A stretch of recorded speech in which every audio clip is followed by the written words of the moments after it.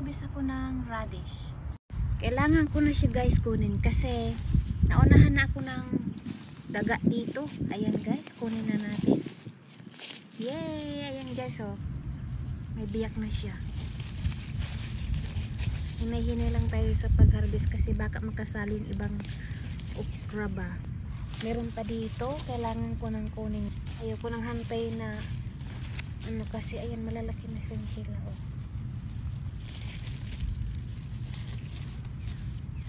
Pero yung iba, wag muna. Ito guys, oh. Ay, dalawang klase pala yung nakuha ko guys. Ayan guys, oh. Ito wag muna kasi maliit pa. Takpan natin kasi naunahan ako guys ng daga guys. Ayan, oh.